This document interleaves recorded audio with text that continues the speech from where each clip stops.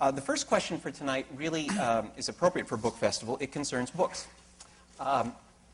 Basically, a lot of books dealing with atheism have been doing very well. Mr. Harris's books and several other authors. So something about these books is resonating with some Americans and people around the world. My question, why? Why are these books popular? Why are they resonating? Who wants to take that one? Am I on? Am I mic'd? Okay. Well, I think they're resonating for two reasons. I really can only judge on the basis of my motive for writing them, but or writing the two books that I wrote. Clearly, 9/11 did something to our discourse. The liabilities of having people be certain of paradise became exquisitely obvious to many of us. And then the Bush administration and the fact that we have a president who begins every day on his knees in prayer and has Bible study, I think, has made many people uncomfortable. So that, I think, is the certainly motivates a lot of readers, but I think it's easy to draw the wrong message from the fact that there are multiple new, so-called new atheist bestsellers, because between me and Dawkins and Hitchens and Dennett, I think we've sold something like 3 million books. But of course, many people have bought all the books, so there's not 3 million readers there. There's maybe 1 million readers, and someone like Rick Warren sells 1 million books a month, and that's just one pastor. So it's still a very small segment of the book buying population, and as we all know, not so many people buy certainly hardcover books. So, what do you think? Well, there's no doubt that what is the Islamic threat, essentially, is which I'm sure we'll talk about more, but which I would say is a particular brand of Islam, which is right now a virulent strain, is something that has indicted all religion in some people's eyes, and I would say also that science and the place of science, which is at the heart of, in particular, Dawkins and Dennett's book, is part of what people debate about and I think don't understand very well. What do you think they don't get? They don't get that science is powerful, but it's narrow. And the idea that science explains human life is an idea that I think is promoted only by people who are under the misimpression that the place of science in human life is a scientific question, when in fact it's a philosophical or religious question. And you can't explain the place of science in human life in scientific terms, just like you can't explain what an idea is in scientific terms. It's intangible and philosophical and religious. And I think that a lot of people are, or at least a number of people who are educated scientifically but not philosophically or theologically, think that now that science is as powerful and as potent as it is, there's no place for religion, or it has in some sense disproved religion. What do you think of that, Mr. Yeah, that's a very good place to start. Well, I think the one thing to notice is that the dialogue between science and religion has gone this way. It has been one of relentless and one-directional erosion of religious authority. I would challenge anyone here to think of a question upon which we once had a scientific answer, however inadequate, but for which now the best answer is a religious one. Now you can think of an uncountable number of questions that run the other way, where we once had a religious answer, and now the authority of religion has been battered and nullified by science and by moral progress and secular progress generally. And I think that's not an accident. And the one area where religion still seems to hold its ground is now under assault by science, and it's very good that it is under assault by science. And this is the whole issue of morality and human happiness and what constitutes the good life.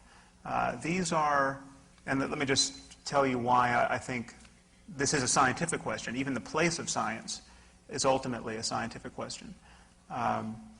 Because surely there are objective facts to be learned about the basis of human happiness. The moment you recognize that morality and spirituality and and value is a matter of happiness and suffering, and that we're moving suffering in the direction of happiness, then you realize that if there are objective facts to know about human happiness, and surely there are, facts about the way that genes and ideas and uses of attention and economic systems, social structures, all of these conspire to make us happy or miserable. And again, it's true that scientific discourse is just in the beginning of addressing these issues. But it's not too soon to say that love is better than hate in terms of ethics. And we are studying these things at the level of the brain. Eventually we will understand the brain basis of love and hate and the kinds of mechanisms, both cultural and personal, that ramify these states of mind. And there will be right and wrong answers. And we'll find, for instance, that honor killing is a bad strategy if you want to raise compassionate men. We know that already, but at some point we will know this biochemically. What do you think of that? Well, first of all, I can think of a couple of examples, although I don't think that that's crucial. But, for example, Marxism, which was the scientific study of societies and was thought of as a science. Nobody thinks that's science. Nobody thinks it is now. You said an answer now that people once thought was scientific but no longer do. That's a good example. Oh, no, a religious answer. Let me just clarify my question. But a religious answer to life is much better now than this poor science that was Marxism, or for that matter, I would say, than the not very good science that was Freudianism. But go ahead. Well, I agree on both counts. It's just that the point to make is that the antidote to bad science or failed science or scientific incompleteness is good science and more science. It's not religion. By the way, I want to preempt that answer for religion.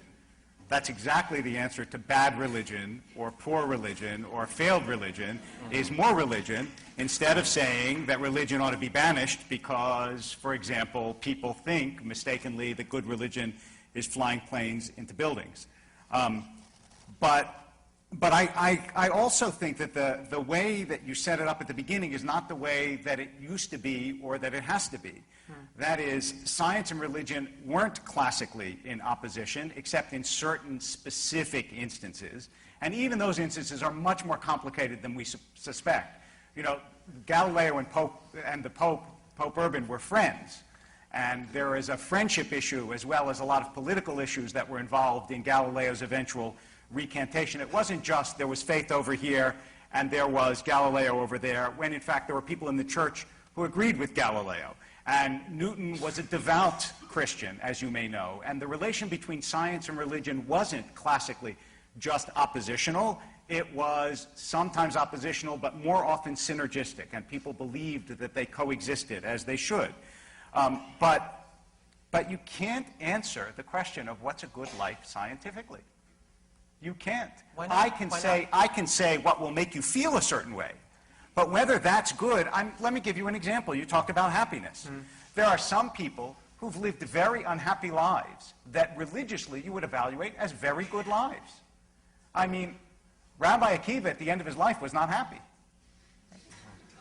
Right? I mean, he was martyred. But if you were to bring Rabbi Akiva back to life and say, would you say that the end of your life was good or bad, he would say, I have no doubt, painful but good. And if you said to him, but what about scientifically? He would say, well, scientifically I was being burned alive. But you can't evaluate my life scientifically. And in fact, I just want to give one little sermonic coda here. Anybody, just one. Yeah. Just one for the moment. Okay. How could you know me so quickly? Anybody who has children or who believes that they're doing something important in this world, or who works in difficult circumstances to bring water to villages or food to hungry people, would say that the idea that you could scientifically demonstrate a good life is worse than empty. It's a mockery. Okay, well, that's good. I see that the term happiness is a little too effete to capture what I'm after here. I'm talking about well-being. I'm talking about all of the factors that we recognize that correspond to the good life. And I'm certainly open to the possibility that we have yet to fully characterize the good life religiously, philosophically, and certainly scientifically. I mean, this is an open conversation. The question is, do you ever have to believe anything on insufficient evidence to explore this terrain, to become truly... and what is sufficient evidence? Well, it's the kind of evidence everyone in this room demands on any subject other than religion. I mean, there are nuances here. It takes a lot of work to rise to the standard of scientific evidence, but science is the one language game we are playing where we get really straight and rigorous about what constitutes evidence, where there's a process of peer review, where you have a lot of smart people trying to prove you wrong, and where you actually win points by proving yourself wrong. And this is not what religions are up to. Religions are not falsifiable in this way.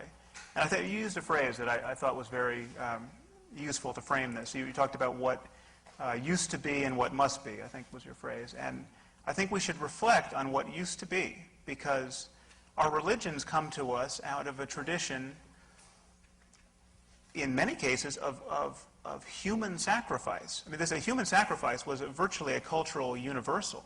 This is where we come from. These are the roots of religion. It's been by no means rare for a child to be born into this world only to find that he's being raised by religious maniacs who think that the best way to keep the sun on its course or to cure the king's venereal disease is to bury or butcher or burn him alive as an offering to an imaginary god. This is not just the Aztecs. This is the ancient Hebrews. Human sacrifice is in the Hebrew Bible, at times condemned, at times tacitly supported, at times demanded, and then, as you know in the story of Abraham, the demand is recanted. We come from generations of people who did not know a damn thing about the causes of events in the world that really concern them: the spread of disease, the failure of crops, the weather. And so religious discourse has changed. We're not sacrificing people happily now, but it has changed by virtue of progress from the outside. I mean, just certain modes of operation are no longer tenable. When you can get a weather report on the evening news, you no longer have to sacrifice a child in a vain attempt to control the weather. So, yeah, I did have a question. I want to go back to what you said at the very beginning, that religion is the one thing that we believe on insufficient evidence. And I want to ask you, and I'm only asking this a little bit tongue-in-cheek, but on what evidence do you believe that life is worth living? Well, I just think that's a misconstrual of how we talk about beliefs. I mean, this is something I get in another form quite often. I wrote this book entitled The End of Faith, and people attack me essentially with the line, but you need faith to get out of bed in the morning. You know, our lives are built on faith. That's not the kind of faith I'm attacking. I'm talking about... Oh, but you said explicitly that religion is the only thing that we believe things on insufficient evidence. Well, so I'm asking you if you believe that life is good or worthwhile on the basis of scientific evidence. Because if you don't, then I would amend your statement to religion and everything else that is of central value in our lives, we believe on evidence that is not susceptible to scientific proof. That I'll go with. No, I think you're equivocating on the meaning of the word believe. But I don't believe that life is worth living. That's not what gets me through my day. I am operating as though life is worth living because I am seeking various states of happiness. I'm avoiding suffering. I'm moved by compassion. I have these states in me which presuppose the reasonableness of not killing myself at the end of the day. Which is not so different, by the way, from a religious person who would say, religion is not belief in a proposition. It's an orientation towards life. I live in the presence of God. That's how I feel. It's not that someone says to me, okay, here's all the evidence from column A and here's the evidence from column B. Now, which one do you decide on? That's not how you decide whether you believe or not in God. Belief in this sense is not a great word. I believe it the same way you believe that life is worth living. And you would never say, as long as somebody can prove to me that I don't believe life is worth living scientifically, I may as well give up. So it's a disconnect. It's like saying, you know, I don't know, it's a category mistake. It's like saying of, you know, that wall, how jealous is it? It doesn't make any sense. Yeah, no, you don't evaluate a religious belief scientifically. I think I need to share a comment that he wrote in The End of Faith. Okay. And I'd be curious to have you expand upon it, where you wrote, "There is clearly a sacred dimension to our existence, and coming to terms with it could well be the highest purpose of human life." Sounds very spiritual to me. Yeah, I part company with many atheists in that I'm interested in spiritual experience. I think there is, while I wish we had a better word for it, I think because that word we have to recognize carries a lot of metaphysical baggage, there is such a thing as profoundly transformative, meaningful experience that can be very hard-won. I mean, you might have to go into a cave for a month or a year to have certain experiences. And so the contemplative literature is something that I read and I take seriously. The problem is, it is all so riddled with religious superstition and dogmatism that you really do have to be a selective consumer of this literature. And every religious person takes his peak experiences as confirmation of the metaphysics in which he is seeking those experiences. So the Muslim thinks that this is his feelings of rapture during prayer. He thinks this confirms the fact that Muhammad was really in his cave talking to the Archangel Gabriel and that the Quran is the perfect word of God. And I mean, your claim that religion is not a matter of believing propositions is just manifestly false when you're talking about what billions of people I didn't say religion, believe. I said belief in God. Well, belief in God. I mean, it entails belief in certain propositions, but belief in God isn't a propositional belief the way I believe that this, you know, table is hard. Well, for you, a belief in the divine origin of certain books figures rather centrally to Christianity, Judaism, and Islam. Yes.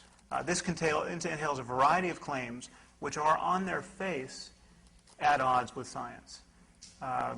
The belief that Jesus was born of a virgin may be a cherished claim for most Christians. It is also a claim about biology. I mean, this is why you can't keep religion and science apart. Their truth claims cannot be disentangled, which is what you want to do. I don't want to spend my night defending the virgin birth, but it's now I have my story. Yeah. Right. Yeah, exactly. It would be. But it actually is not a claim about biology. What it is a claim about is the idea that natural laws, which themselves, by the way, are an article of faith. I mean, we know since Hume. No, that's a very slippery and dangerous Yes, slope. but it's true. I mean, you can. They are. You can't say. And this. I didn't start this. Hume did, and he was a good atheist. You'll notice nobody says this in an airplane at 30,000 feet. Having said that, yeah, well, it is. I didn't say that it's not an article of firm faith, but it's still an article of faith. That those laws can never be suspended seems to me, on the face of it, a claim that's unprovable. And there's no reason why a Christian can't say that the laws of biology have been suspended once in history or will be suspended sometime in the future. That's not the same thing as that doesn't appear to me to be a conflict claim. between. It is a claim about physics and cosmology. I mean, it touches all of science. And so, I mean, for instance, the idea, this expectation on the part of something like 59% of the American population, according to Gallup, that Jesus will return to Earth to judge us. This entails claims about the human survival of death, apparently the human flight without the aid of technology. I mean, this is what people are visualizing. Do you think, I'm curious, do you think that the idea of human survival of death is an anti-scientific claim? Well, in the naive form that most people entertain it clearly is. Now, they don't think that their body doesn't disintegrate. They assume that it does disintegrate. What they assume is that there is something inside of you that is eternal, which I assume as well. And it doesn't seem to me resurrection. doesn't seem to me anti-scientific. Well, it's anti-scientific if you believe that you have good evidence for that. I mean, this is what's anti-scientific.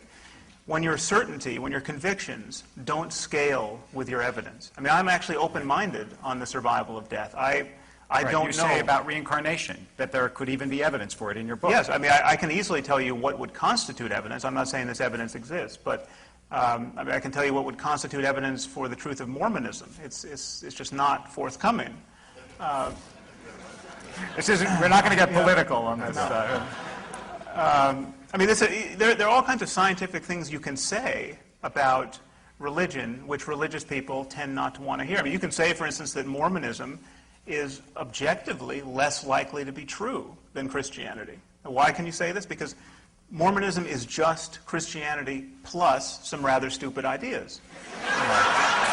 Let me ask you seriously a question that's not. This question is actually not a gotcha at all. I really do wonder whether you believe that it is possible, since you say something about the viability of intuition in your book. I wonder if you think that it's possible for people to know things, or, if you don't want to use know, to believe true things and feel like they have evidence for true things that is not accessible through reason. Or is that not possible? Yeah, well, this opposition between intuition and reason ultimately is a false one, because our reasoning is intuitive to the core. I mean, if I ask you how you know that 2 + 2 makes 4, you will be at pains to explain it. And intuition is simply that mode we're operating in, where things just strike us as true or false, and we can't get beneath them. Now, there are ways to get beneath them scientifically. I mean, we can know a lot about intuition and failures of intuition, and we use certain intuitions to get around other intuition. I mean, just take a very simple example. If I asked you how, if you folded a newspaper 100 times, how thick would it be? Most people intuitively think, well, I can do that, and it's going to be, as thick as the Sunday Times or a brick or something. But it's actually, 6 billion light years across. Now, how we get there from with just the intuitions of arithmetic. I mean, you explain the process of exponentiation to somebody. How to fold a piece of paper 100 times is to essentially multiply its thickness by 2 raised to the power of 100, and then you see that the numbers get very big. Now, this is reasoning. This is you don't get much more rigorous than arithmetic in terms of reasoning, but it is intuitive to the core. The fact that any of this is intelligible is a matter of intuition. So yes, there are ethical intuitions. There are, I would argue, contemplative or spiritual intuitions, but no intuition you can have when you sit down in prayer or in meditation is going to authenticate most of what religious people believe most of the time in the service of their religions, like the virgin birth of Jesus, or the divine origin. No, I agree, and I don't think that most religious people would say that that comes to them through intuition. But I wonder, since from the beginning of time, 98% of all human beings who have ever lived have had an intuitive sense that there is something, some being or force greater than themselves, does that constitute for you even a scintilla of evidence that it's true? No. Okay. So just asking. Just asking. You touched on something earlier that relates to a question I want to ask. Many writers dealing with this subject have talked about the dangers of religious fundamentalism, of extremism. You've talked about religious moderates. Right. If you could share those ideas, and I know you're interested in this topic as well. Yes. So, well, an example of it, although not a particularly egregious one, emerged in this conversation. I mean, the fact that you would say belief in God is not a matter of believing propositions. That is the kind of utterance one hears from religious moderates. I don't know how you would describe yourself, but you're not... I'm a fanatic. You're not a fanatic. No. Not about this, though. About other... The problem with saying that is that it effectively covers for... I mean, what you're arguing... Right. This is what religion should be, essentially. And yet it becomes a kind of descriptive claim, this is what religion is. And so we can slip into a mode of not acknowledging just how much mad work and how much needless human suffering is being perpetuated because of explicit propositions So the that moderates people make believe. it acceptable, and you don't really realize how bad things are. Well, one, moderates want faith itself to be respected at all costs. And they want the basic project of raising children to be Jews or Muslims or Christians to be respected. And in that context, it is often very difficult to honestly evaluate just how much needless human suffering is being produced on a daily basis by religion and religious belief. So I understand what you're saying, that you, and I've read that you indict moderates because we give cover, in a way, for religious fanaticism. I would say two things, and I suspect the second will be the basis of another conversation here. The first is that it is, let's say, I don't know that I like the word moderates, but it is healthy religion that provides the only hope for sick religion to be well. I don't think that there is any chance that the preaching of irreligion will, in fact, persuade those who are fanatic to change their ways, but I think those who know how to speak the same language have some chance of doing that. The second point that I would make is that when you talk about the needless suffering that religion has caused, I think that it's time maybe to address the historical record, because I think that religion's record is nothing less than exemplary compared to irreligion. And so I would say that if you're going to try in this world to make a decent world, that historically speaking, although I won't speak for the future, you are much better off training people to believe that they are not the most powerful, most knowledgeable, most decisively able to come to conclusions about the world creation, but that in fact a certain amount of humility, both about what they know and what they do, is appropriate, and that humility But how, Rabbi, how do you have tolerance? comes from. But how do you have tolerance and faith coexist? Well, it has throughout history. Oh, sure it has. Absolutely. I mean, even today, let's take the most intolerant. You know, I find this really interesting. People, the other night, we had somebody who was, at the very least, I would say, as extraordinarily, she is I think she would probably call herself a reformed Muslim, no longer a Muslim. She grew up in Muslim society, is extremely harsh on Islam. So I said to her, what about Indonesia, which is the largest Muslim country? And she said, you know, we're very afraid of Indonesia being radicalized. And I thought to myself, if you're very afraid of Indonesia being radicalized, what does that mean about the largest Muslim country? That it has not yet been radicalized, or that there was a time before it was radicalized. And the idea that if somebody is the member of a certain faith, such as Christianity, which introduced the idea of toleration to the Western world, that therefore they can't be tolerant, is clearly contradicted by much of history. And it seems to me that if you want to find intolerance, you look for atheistic regimes. Would you rather live in North Korea or South Korea? Okay. South Korea is Christian. Don't North answer Korea is that communist. question. Yeah. Well, you cited many examples in your book. Yeah. Well, the thing is, this is a trick, and this is one of the reasons why It's not a trick. I'm not a fan of the term atheism. I mean, atheism is a term totally without content. It's like being a non-astrologer. You know? I mean, we don't have a word for someone who's not an astrologer.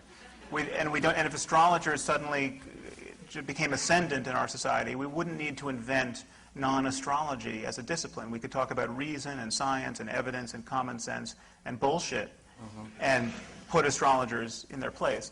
And so it could be with religion. And so this notion that Stalin and Hitler and Pol Pot were doing what they did because of atheism, because of non-belief in God. I mean, ask yourself, is too much skeptical inquiry really what's wrong with North Korea? I mean, the North Koreans are a cargo cult armed with nuclear weapons right now. They think that the food aid that we give them is a devotional offering to the genius of their dear leader. They are systematically impoverished, both physically and in terms of information.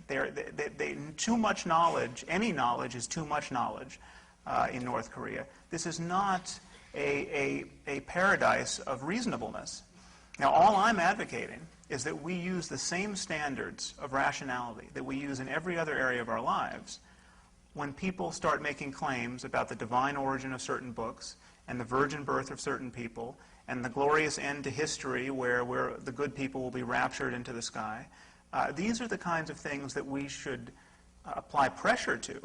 And it is taboo to apply pressure to these claims. And religious moderation, unfortunately, ramifies that taboo. Okay, so first of all, it's hardly taboo. I mean, 3 million books may not be a lot in your